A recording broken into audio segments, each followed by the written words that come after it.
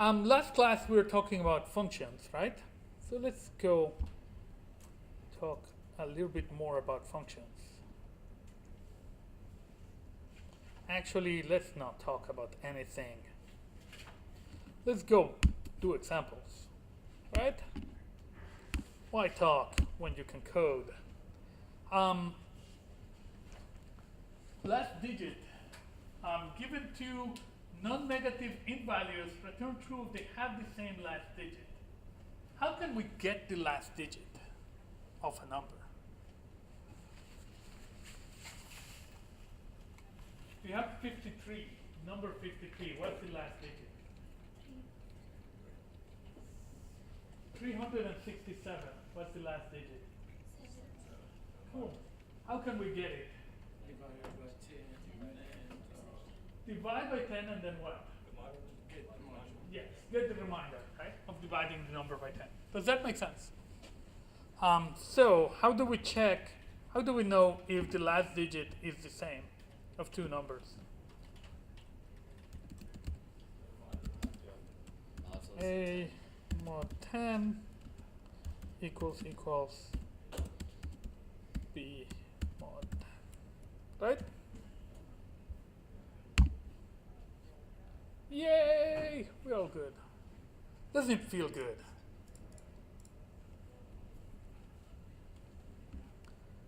See if there were some others. Well, we're gonna go talk about this in a sec. So.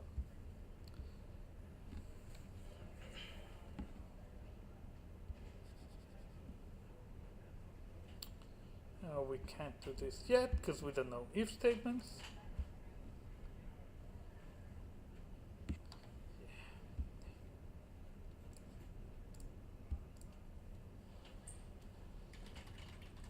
Oh, this is cool. Or 35. Return whether the number is a multiple of 3 or a multiple of 5. How do we know if a number is multiple of another number? Is 25 a multiple of 5? Yes. Yes. How do you know? There's no remainder. So the remainder is what? 0. Right? So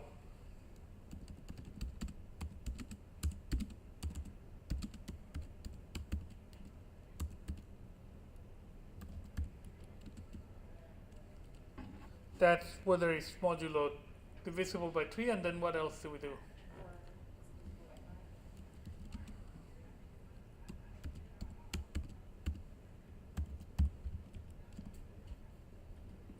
This may work. Yay! Cool.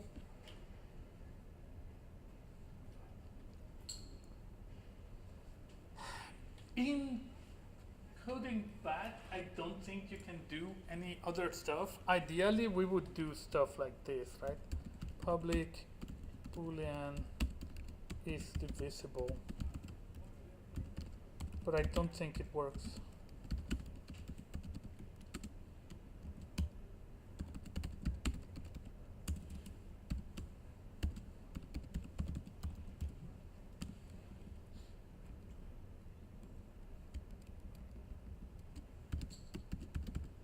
Maybe it works. Oh, so we can.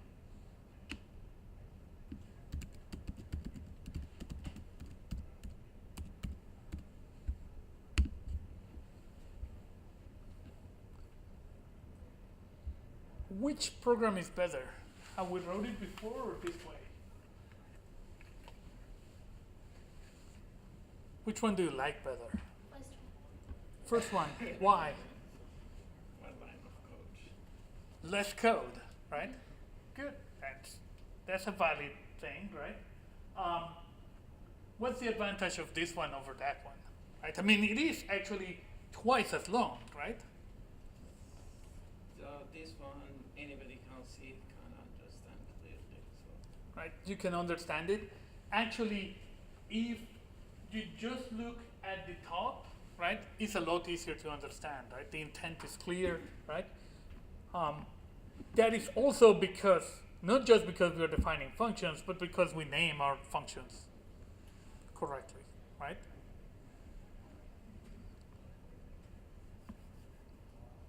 But makes sense. You should now be able to define functions, right? And functions that call other functions and things like that. You can. It's all good. Any questions about functions? We are good. Any questions about anything else? IntelliJ, Eclipse, Gradle, Git, the meaning of life. Have you been doing like the examples on like the coding back where it show you like how to use the if it's okay if you use it? Absolutely. Yeah. For now, I would rather you don't use if statements yet, because for assignment 1, using an if statement is wrong. It's not wrong. It still works, but you don't need to. You can just play with booleans. We will, in a couple, and absolutely. If you know more, do more, always.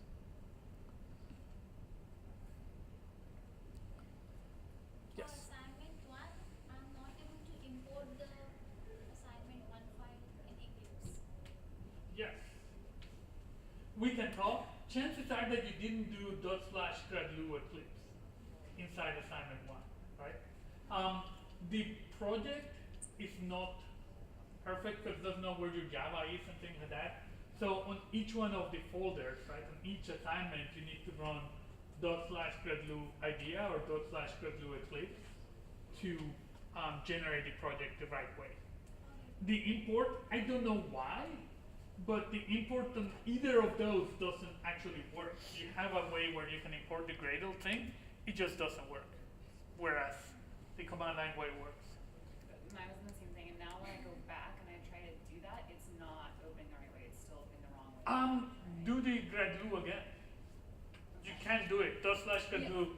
I did it multiple times, but it If you do Eclipse, you actually import the Eclipse project into the workspace. So you need to delete it from the workspace and then open it again, and then import it again. I was doing it on IntelliJ, and I don't see how to. On IntelliJ, that shouldn't be a problem. Just generate it, close IntelliJ, and open it again. So there's a way to sync. There's a way to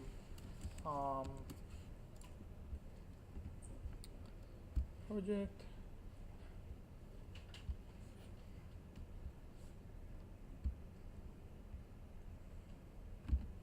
Like this is some assignment 0, right? So I can go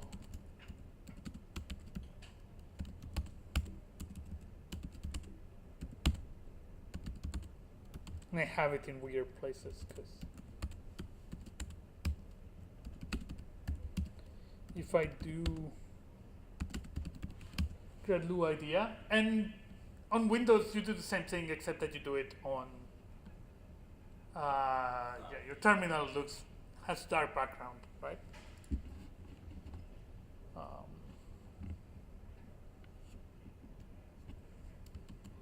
In here you would need to, actually it tells you.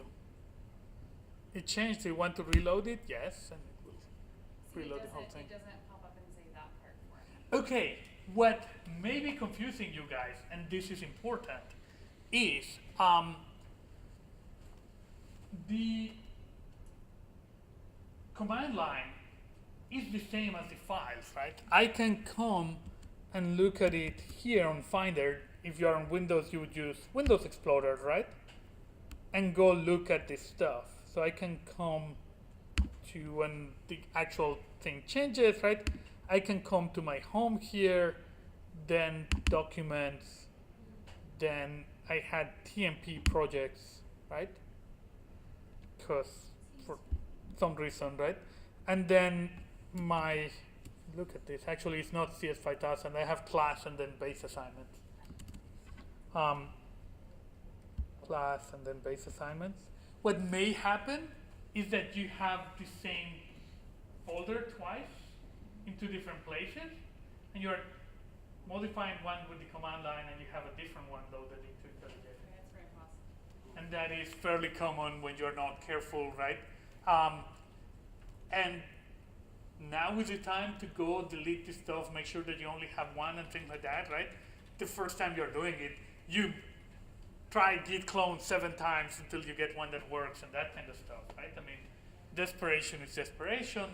Now is a good time to look back and make sure that you only have it once and all that stuff. So it should be fine to just find it in Windows Explorer and delete the duplicated files? Yes, I mean, these are just files. There is nothing magical about it. All of the stuff, let me see.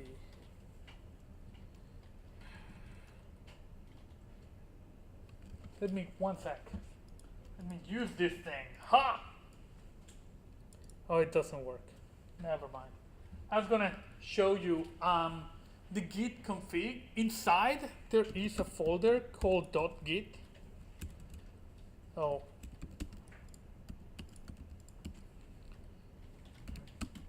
There is a folder called .git. And it actually has a configuration file in plain text where you can see which repo is attached to and all of that stuff. Okay. So it's all files. There is no magic whatsoever. And the command line is the exact same thing that you see on Windows Explorer. It's different ways of looking at the same thing. It's frustrating because I can like do the assignment, but I have to like do half the IntelliJ and then do the rest of the command line because it's not moving right.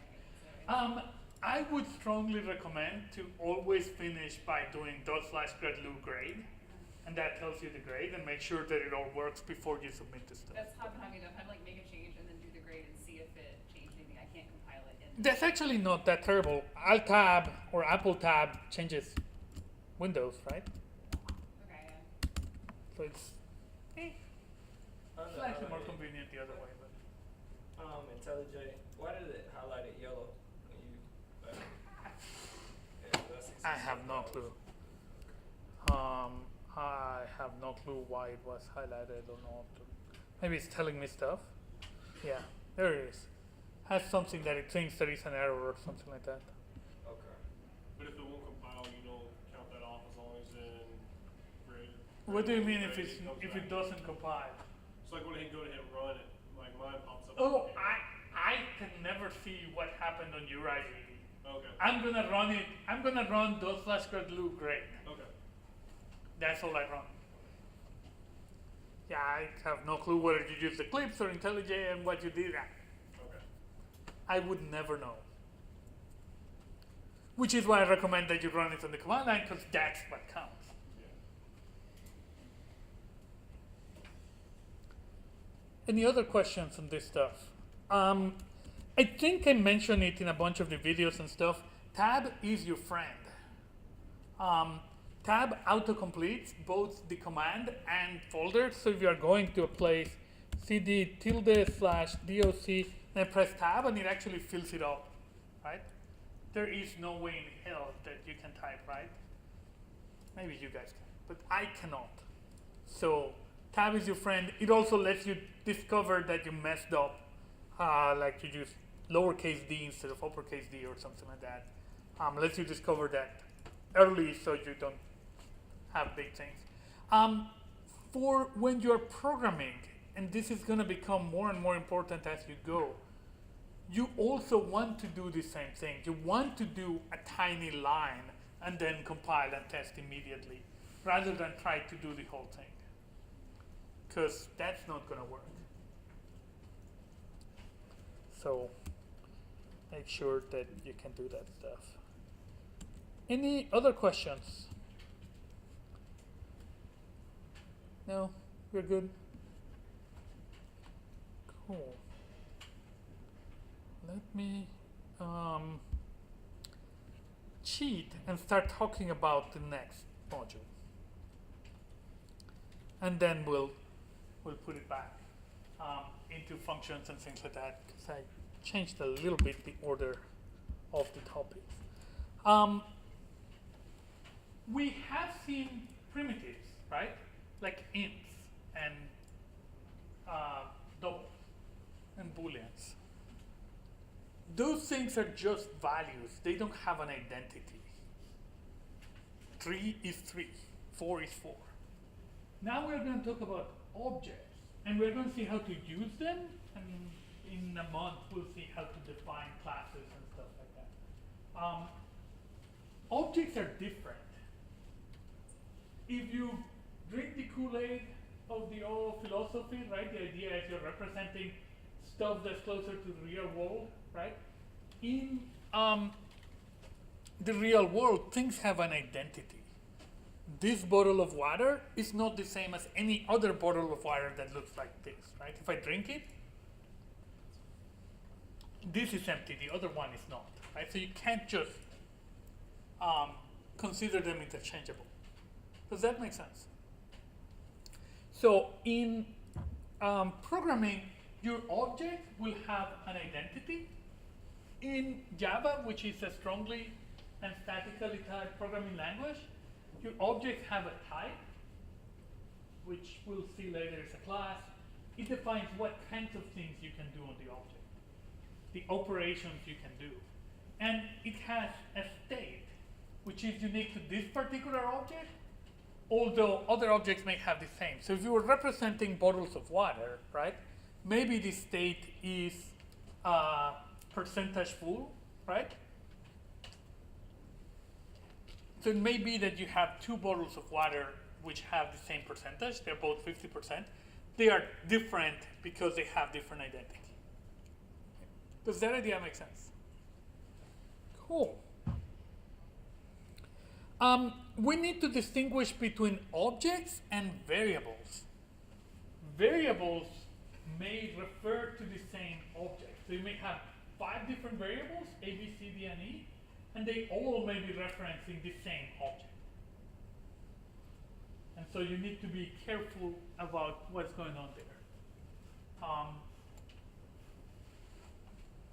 So we're going to see how to create objects, assign objects to variables, call methods on objects.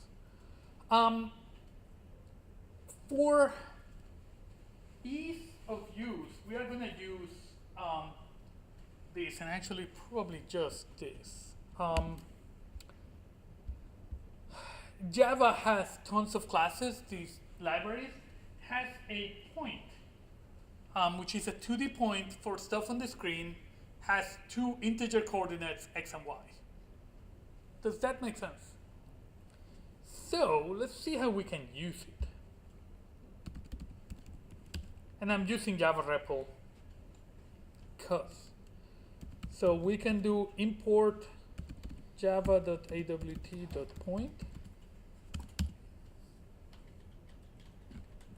So now I can do point, same thing, it's a type, right? Just like int or something like that.